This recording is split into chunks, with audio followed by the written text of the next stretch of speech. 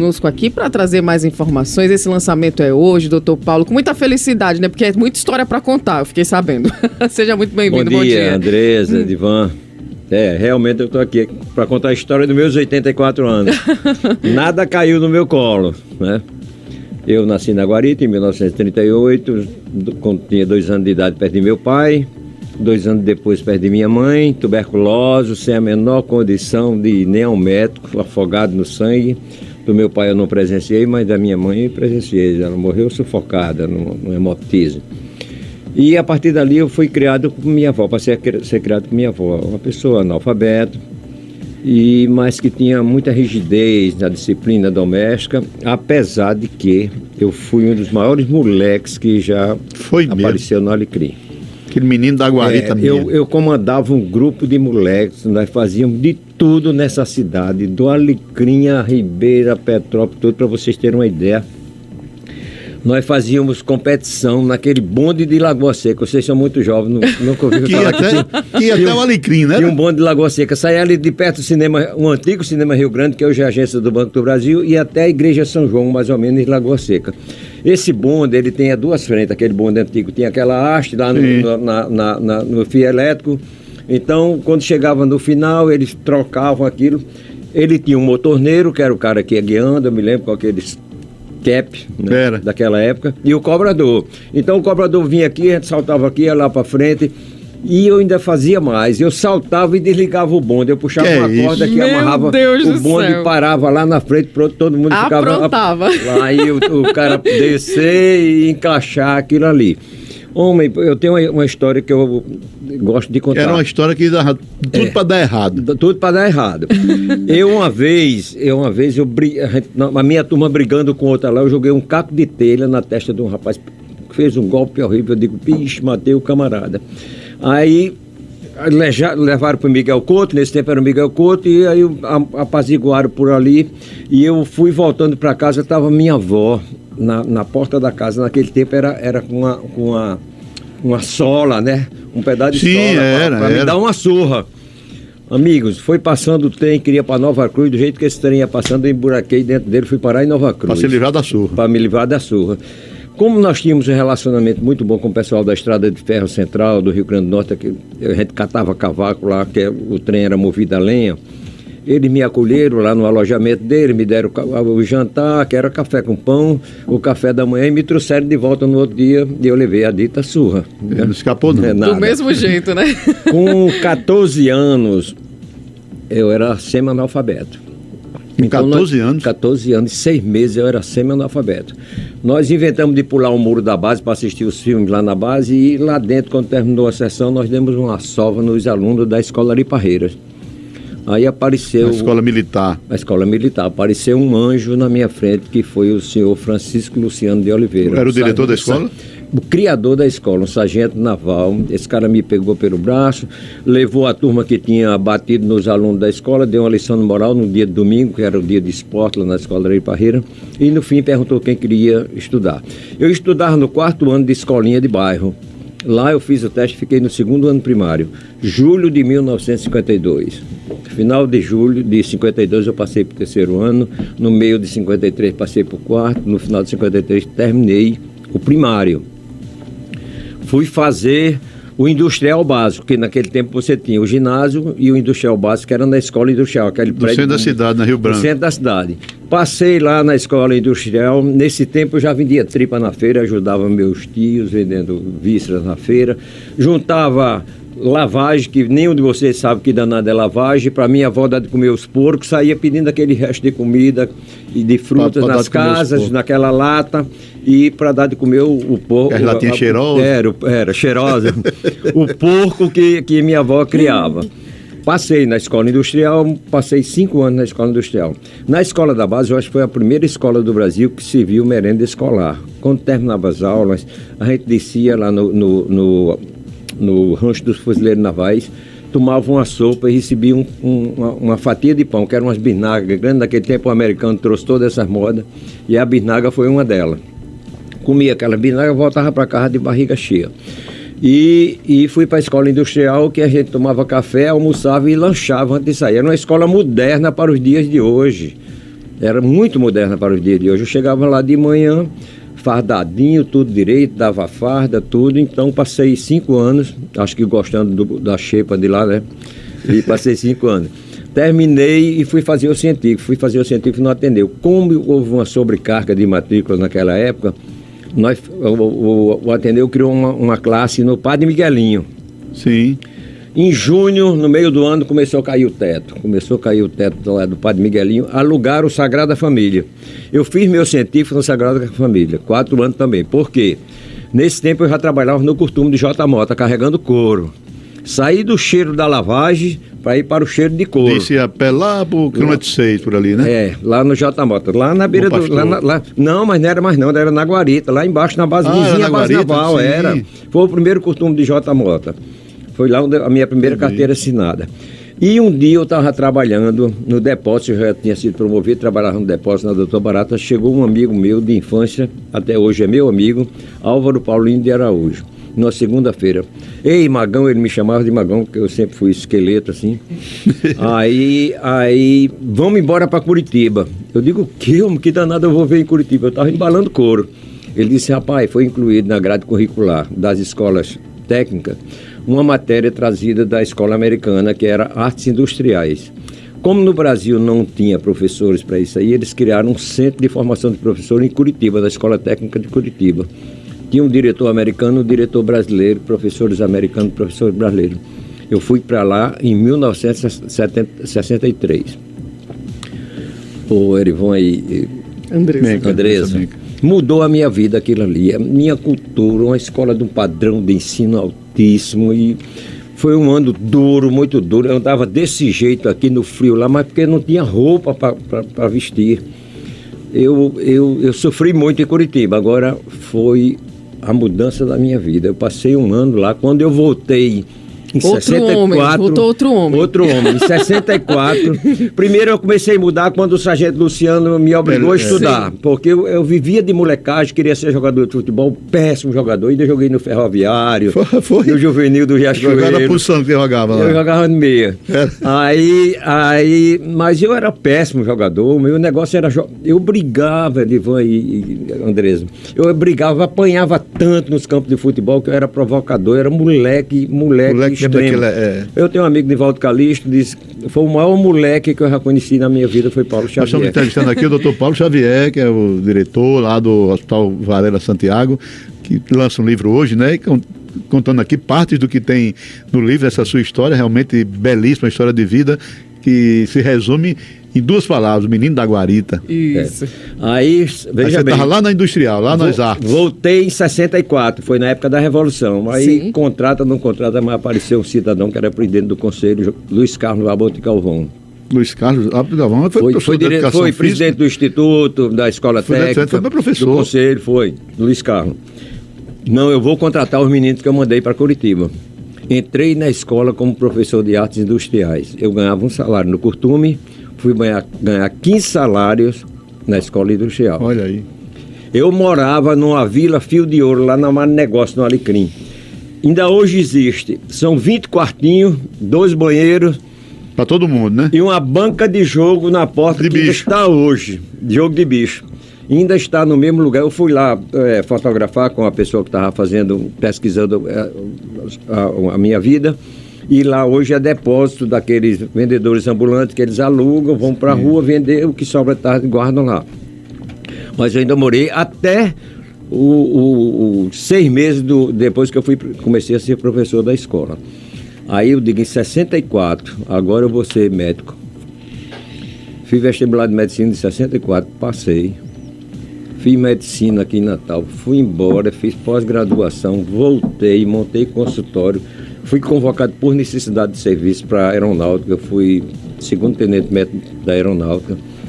Chateado porque eu estava montando meu consultório, mas só fiz amizade lá na FAB. Em 65 eu saí da... Isso foi já era em 70, terminei medicina em 70. Em 70. Fui para residência 2 anos, 72, em 73 eu fui servir a aeronáutica. Quando eu estava na aeronáutica, abriu o concurso para professor da disciplina de otorrinolaringologia, que era a minha especialidade.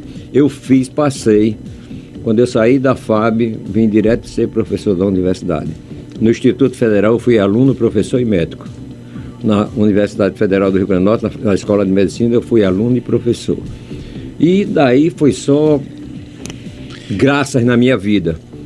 Em 1999, eu fui convidado para ser diretor do Varela Santiago. Fizeram uma reunião, aquele estava se acabando, e dona Nazinha fez um apelo. Eu digo, eu vou com carta branca. Carta branca. Cheguei lá, tinha 16 planos de saúde, eu tirei tudo, demiti os parentes dela que estavam lá dentro, todos, e hoje eu tenho orgulho de dizer que dirijo um hospital que não é exemplo no Rio Grande do Norte, não.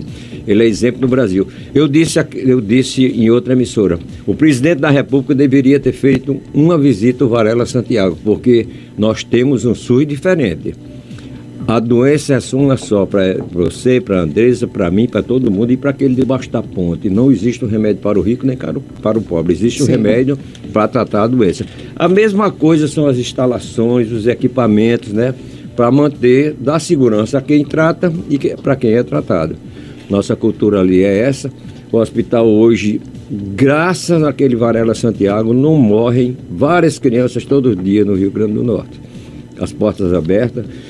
Não é Paulo Xavier, porque ninguém move um lajeiro equipe, só. É toda uma gestão. São 530 funcionários, mais uns 100 médicos ali, entre 80 e 100 médicos prestadores de serviço, mas que a coisa funciona como deve funcionar. É um SUS diferente.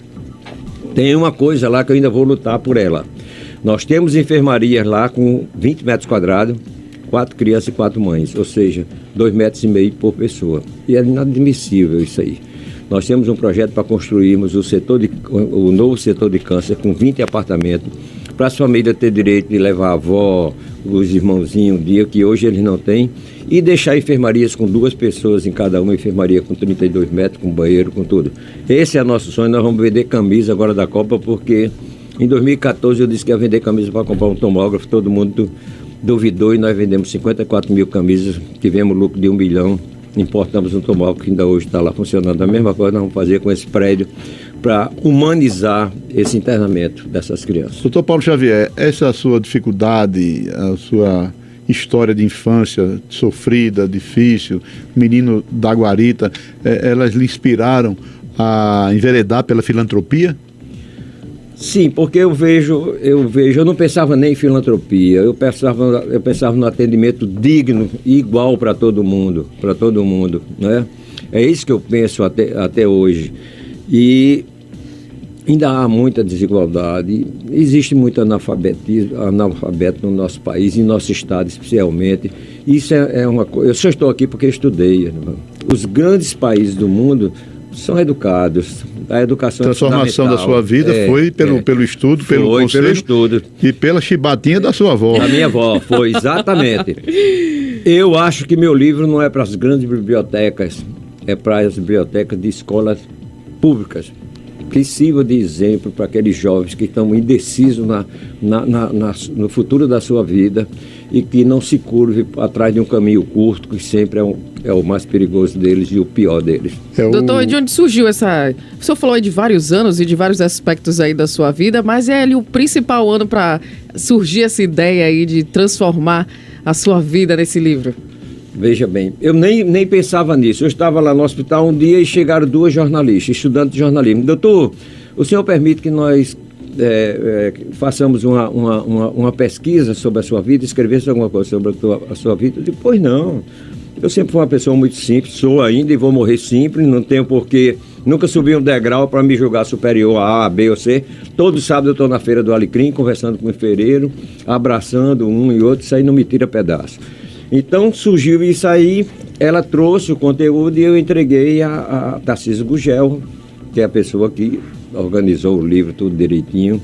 Compilou as feliz histórias. com esse livro, sabe? Muito feliz. Com certeza. É tanto que eu estou dando entrevista, chamou o povo, às 16 horas no iate, hoje é R$60 o livro.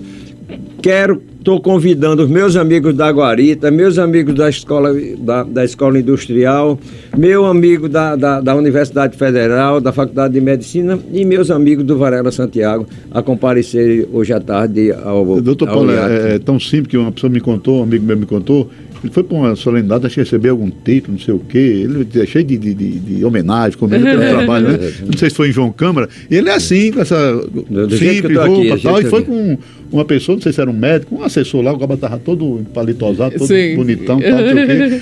Aí o cara quer chamar o doutor Paulo Xavier aqui para a mesa principal, não sei o quê, aí ele foi. Quando ele foi, o cara pensou que não era ele ia puxar a cadeira para o outro cara sentado. Aí o cara disse... É o senhor? Não. Aí ele mais simples ainda, ele chamou o cara que o cerimonial pensou que era. Chamou de Paulo, senta aqui do meu lado, ficou os dois. Então, essa simplicidade, isso é muito bacana. Mas né? isso aí é uma coisa normal, que todos nós deveríamos ser. Né? Mas com essa simplicidade e com essa história, o senhor realmente criou um templo de filantropia, um templo muito importante, né, de atendimento referencial às crianças do Rio Grande do Norte, e acho que até de outros estados também, que vem. Então o livro conta isso, né? É o Menino da Guarita. A Guarita é um bairro simples, um bairro pobre, é meu vizinho ali, né? Fui das Quintas. Eu vivia nas Quintas, jogando bola nas Quintas. Do Silveirão, aqueles bancos ali. CAT tinha que ser morando, podia fazer muita molecagem. Do lado do Giseuda tinha um campo de futebol ali. Daquele campo de futebol. CAT não podia fazer muita molecagem, não, que o pessoal ainda fazia. Era repreendido. Então o livro será hoje às 16 horas no Yacht Clube. O cara paga para entrar, não paga para entrar. Estaciona seu carro lá dentro. Quero agradecer aqui ao Comodoro, o Caleb e a toda a equipe do Yacht, desde as pessoas mais simples até aquela mais graduada, me receberam de braços abertos. Não estou tendo custo de nada lá no Yacht, porque esse livro tem um objetivo para ele. Qual seria, doutor? Construir uma classe hospitalar nesse prédio que nós temos o projeto. Hoje nós temos uma classe maior, né? Uma classe hospitalar maior, com crianças... Foi até quando fui secretário foi uma lei minha como vereador. E uma instalação quando fui secretário, muito bacana. Quero fazer uma com criança até 5 anos, de 6 a 10, entendi, de 10 a 15, sabe? Porque hoje é todo mundo junto. Que é uma das A primeira classe hospitalar oficializada no Brasil, olha aí, do Rio Grande do Norte, foi a do Varela Santiago. Muito perdura bacana. até hoje.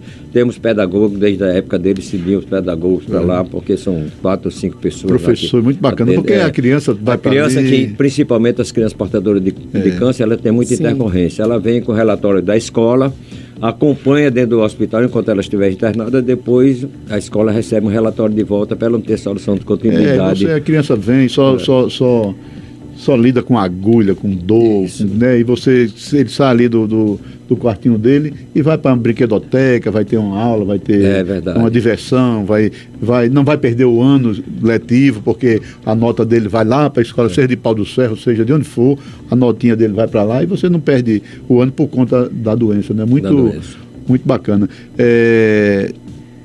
Qual o segredo, doutor Paulo Xavier? 2 segredos que eu gostaria que o senhor contar. Como é que o senhor sai da molecagem para se transformar numa pessoa de bem, produtiva, de fazer o bem? E o outro segredo, o segredo do sucesso na gestão. Edvan e Andresa, veja bem, eu falei que com 14 anos e 6 meses eu era um moleque. Eu não tinha perspectiva. Aprendendo a ler.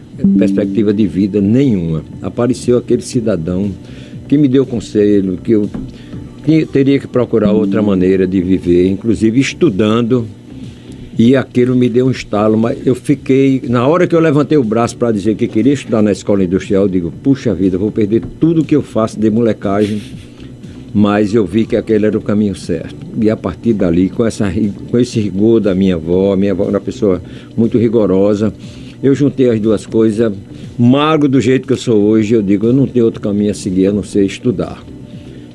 Sucesso. Eu nunca fui administrador. Em 99, eu morei no infantil durante os últimos 3 anos de medicina.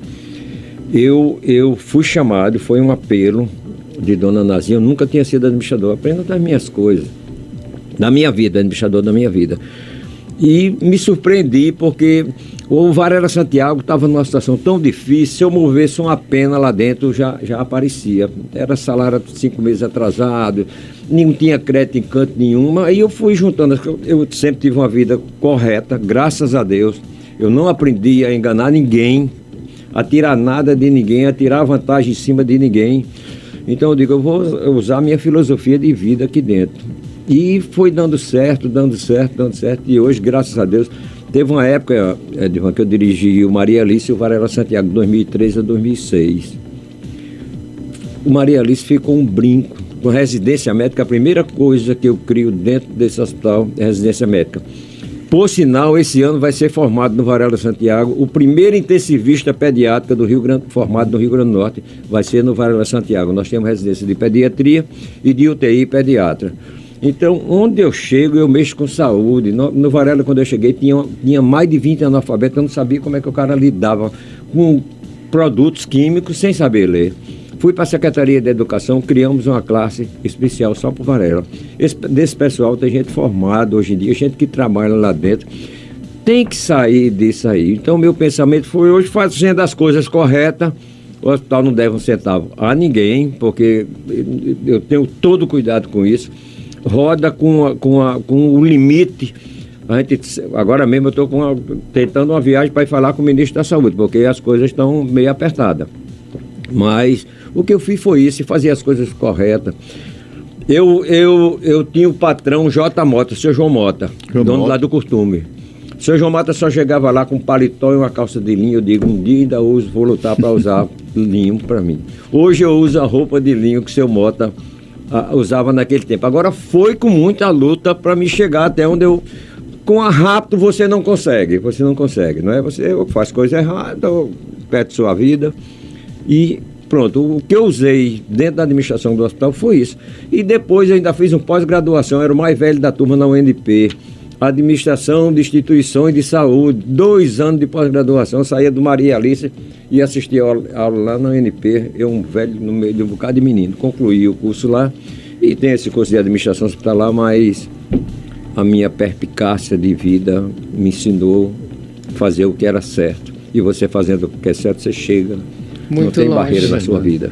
Pois é, então quem quiser aprender essas lições de vida, um pouco mais, Edivan, superação, é sempre bom, né, ouvir histórias, né? Uhum. Como é que você sai de um bairro discriminado, um bairro pobre, um bairro de pessoas trabalhadoras. Não tem tanta perspectiva, né? Uhum.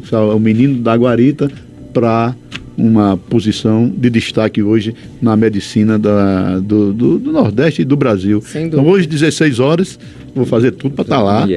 Vou lhe contar só um detalhe. Eu morava numa casa de taipa. A minha casa, eu dormia numa rede na sala, eu ficava olhando o trem passar 10 metros da minha casa.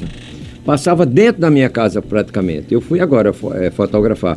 Eu vi uma guarita com tristeza, porque na minha época você descia pela Silvio Pério, com aquela ladeira, sim, andava na Sátiro Dias e ia subir naquela rua da igreja. Isso. Hoje tem uns obstáculos de estação da rede ferroviária. E o Curtume desapareceu. Aquilo é um manguezal grande ali onde era o Curtume. Eu vi uma guarita com menos acessibilidade. As casas tudo de tijolo, tudo direitinho, mas com menos acessibilidade. Caiu muito. Ali muito. Na 4 você não desce pra guarita mais, desce, mas não.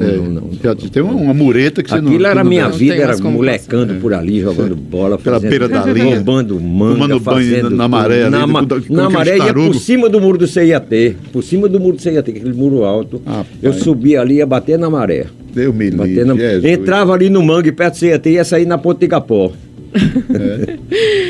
Eu não perdi nada com isso. Eu tive uma infância muito pobre financeiramente, mas muito rica de liberdade. Sim. É tanto que quem decidiu minha vida fui eu. Hoje eu sou o que eu decidi pessoalmente. As escolhas, né, doutor? Aproveito aqui para deixar as mensagens aqui do Fernando Alves, que está participando do nosso chat lá no YouTube. Parabéns, doutor Paulo. Tem meu respeito, amigo. O Paulo Rosso também está conosco. Paulo Xavier é um anjo enviado dedicado à ajuda incondicional a todos. E o Saulo André também tem mensagem no Zap também. O Saulo André diz: tem uma das falas em minha vida: o sucesso do homem ou da mulher não é ter muito dinheiro, é o estudo que a pessoa possui, o dinheiro é consequência do estudo. Deixa eu ver aqui a mensagem no Zap também. Bom dia, meu nome é Douglas. Graças ao Varela, meu filho com 1 mês de vida fez uma cirurgia para retirada de 2 hérnias. E ela diz: ele diz, no caso, né, o Douglas: obrigado, doutor.